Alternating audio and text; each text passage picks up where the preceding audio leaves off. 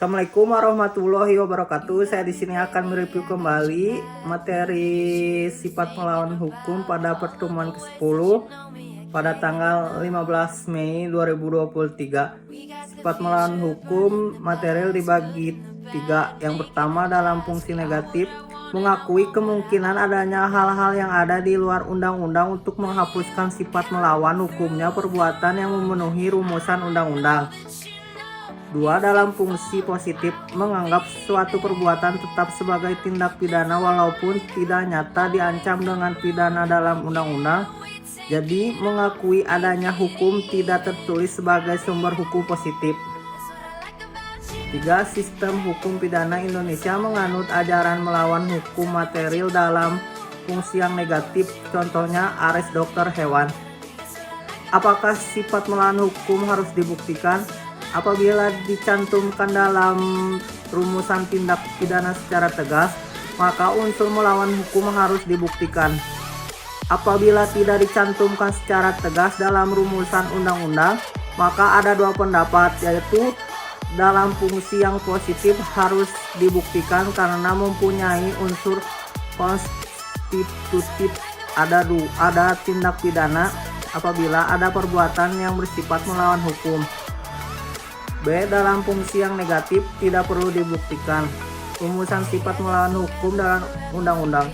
Undang-undang mengatur istilah melawan hukum, alasannya adalah untuk adanya kekhawatiran apabila tidak diatur secara tegas, orang yang berwenang untuk melakukan suatu perbuatan sebagaimana dirumuskan dalam undang-undang akan dapat dipidana.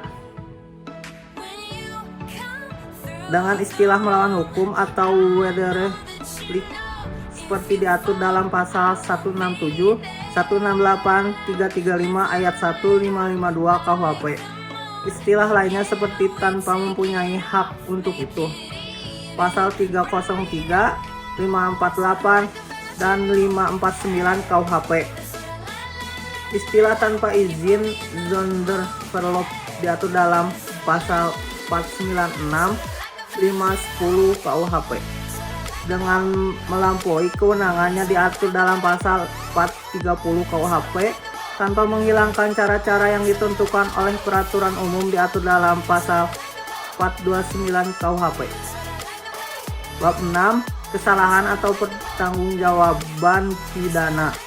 Pengertian kesalahan merupakan unsur subjektif dari tindak pidana Ginstraf Sonderschuld yang tidak terdapat dalam undang-undang tetapi terdapat dalam hukum tidak tertulis.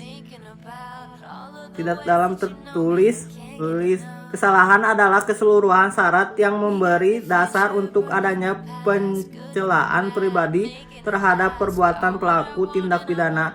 Dalam arti yuridis dibagi 2, kesengajaan dolus atau offset, kealpaan atau culpa. Dalam arti yang sempit, kesalahan sama dengan kealpaan. Unsur-unsur kesalahan: 1. Kemampuan bertanggung jawab. 2. Adanya hubungan batin antara pelaku dengan perbuatannya, yaitu yang berupa kesengajaan atau kealpaan. 3. Tidak adanya alasan pemaaf. B. Pengertian kesengajaan dolus atau offset. Dalam KUHP tidak ada definisi tentang kesengajaan, tetapi dalam MVT kesengajaan diartikan dengan menghendaki dan mengetahui, willen and weten. Jadi dikatakan sengaja apabila pelaku menghendaki apa yang dilakukannya dan mengetahui perbuatan yang akan dilakukannya, yaitu atas dasar itu pelaku mempunyai kehendak untuk mewujudkan Wills teori unsur-unsur dari rumusan undang-undang. Selain itu, pelaku juga menghendaki akan akibat yang timbul atau pelaku juga sudah dapat membayangkan Wills-Teling teori akan akibat yang nanti timbul. Perbedaan kedua teori ini dalam hal akibat dari keadaan yang menyertainya, walaupun dalam praktek penggunaan teori ini sama. Corak atau bentuk kesengajaan. Kesengajaan dengan maksud atau bertujuan offset os okmok atau dolus directus untuk mencapai tujuan. yaitu bentuk kesengajaan yang paling sederhana di mana perbuatan pelaku ditujukan untuk menimbulkan perbuatan yang dilarang dan pelaku menghendaki perbuatan tersebut berserta akibatnya. Contoh, A menempeleng B dengan maksud agar B merasa sakit dan kapok untuk tidak berbohong lagi. 2. Kesengajaan dengan sadar atau kepastian atau keharusan offset met zekerhet bewezen atau noodzakelijkheid bewezen.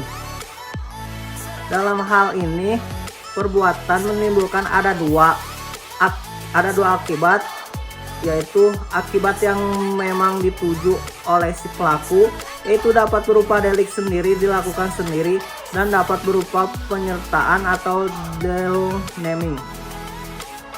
B. Akibat yang tidak dikehendaki tetapi merupakan keharusan dalam mencapai tujuan, sehingga akibat ini pasti terjadi atau timbul.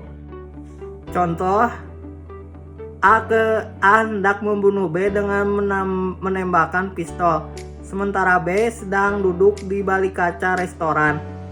Penembakan terhadap B pasti akan memecahkan kaca milik restoran itu.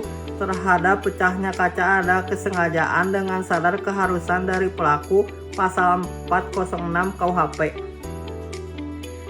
Kesengajaan dengan sadar kemungkinan atau bersyarat dolus eventualis atau noteworthy offset. Ada keadaan tertentu yang semula mungkin terjadi kemudian benar-benar terjadi. Contohnya Aresquet Search di kota Huizen, negeri Belanda. Teori apa boleh buat atau inkaufnement theory of the Coupe-Tournement theory. Dalam teori ini keadaan batin si pelaku terhadap perbuatannya adalah sebagai berikut. Akibat itu sebenarnya tidak dikehendaki, bahkan pelaku benci atau takut akan kemungkinan timbulnya akibat tersebut. Akan tetapi meskipun demikian ia menghendakinya, namun apabila keadaan atau akibat itu timbul, apa boleh buat hak itu diterimanya juga. Ini berarti pelaku berani memikul resiko. Sifat kesengajaan berwarna atau bus offset atau dolus malus. Sengaja melakukan perbuatan dolus malus berarti sengaja untuk berbuat jahat, bus offset. Jadi kesengajaan perlu ada kesadaran dari pelaku terhadap perbuatan yang dilarang. Dengan kata lain, kesengajaan berarti kesadaran dari si pelaku terhadap perbuatan melawan hukum. Atas dasar itu, kesadaran menjadi syarat untuk dapat dipidananya pelaku. Ajaran ini sudah tidak dianut lagi karena memberikan beban yang berat kepada penuntut umum dan terutama hakim. Dalam ajaran ini, hakim harus membuktikan bahwa pelaku dalam melakukan tindak pidana selain menghendaki perbuatannya juga mengetahui dan menyadari bahwa perbuatannya dilarang dan diancam dengan pidana oleh undang-undang. 2. Kesengajaan tidak berwarna atau kesengajaan tidak berwarna atau cleurless offset. Untuk dapat dipidana, pelaku cukup hanya dengan menghendaki perbuatannya dan tidak diharuskan mengetahui atau menyadari bahwa perbuatannya dilarang dan diancam dengan pidana. Ajaran inilah yang dianut oleh undang-undang atau hukum pidana Indonesia. Dalam hukum pidana Indonesia berlaku asas lex dura sedita scripta, yaitu dengan diundangkannya hukum pidana maka setiap orang dianggap mengetahuinya. Oleh karena itu, peraturan yang berlaku dan diundangkan mengikat setiap orang untuk mentaatinya. Pembagian atau jenis-jenis kesengajaan. 1. Dolus determinatus, yaitu kesengajaan tertentu yang ditujukan pada objek tertentu. 2. Dolus indeterminatus, yaitu kesengajaan tidak tertentu yang tidak ditujukan pada objek tertentu melainkan pada sembarang objek yang dan tidak memperhatikan objek mana yang akan menjadi korbannya. 3. Dolus attenipus, yaitu kesengajaan yang ditujukan pada objek yang satu atau objek lainnya, jadi memilih satu di antara dua objek. 4. Dolus generalis, yaitu kesengajaan yang ditujukan pada umum. 5. Weberse dolus generalis, yaitu kesengajaan yang ditujukan pada objek tertentu, tetapi untuk mencapai tujuan itu dilakukan lebih dari satu perbuatan. 6. Dolus indirectus atau error captum, yaitu kesengajaan terhadap suatu perbuatan yang menimbulkan suatu akibat tertentu yang sebenarnya bukan kehendak atau tujuan pelaku. 7. Dolus premeditatus adalah kesengajaan yang direncanakan lebih dulu. 8. Dolus repentinus atau dolus impetus, disebut juga Hastamut Jerman, yaitu kesengajaan yang merupakan kebalikan dari dolus premeditatus, yaitu kesengajaan yang timbul dengan sendirinya. Kekeliruan, kesesatan atau salah kira, dwelling ignorance mistake, disebut juga tidak sengaja, dan keadaan batin seperti ini dinamakan juga kesesatan, kekeliruan, salah kira. Kesesatan dapat dibedakan: kesesatan peristiwa, Fälschlich, dwelling mistake of fact, error fakti. Kesesatan hukum, Recht, dwelling mistake of law, error luris. Kesesatan, kekeliruan orang atau error in persona. Kekeliruan objek atau error in objecto. Penyimpanan sasaran atau arbitrario ictus ad dwelling, delik putatif. C. Kealpaan atau culpa merupakan kebalikan dari kesengajaan atau dapat juga disebut kurang hati-hati yang terdiri dari kealpaan disadari, bewussthet, dan kealpaan tidak disadari, unbewussthet. Unsur-unsur kealpaan.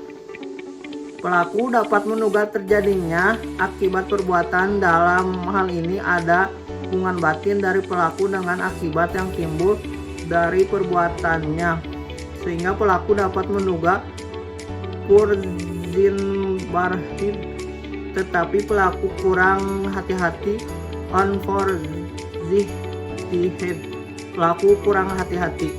Sekian dari saya. Mohon maaf apabila ada kesalahan dan kurang kata. Wassalamualaikum warahmatullahi wabarakatuh.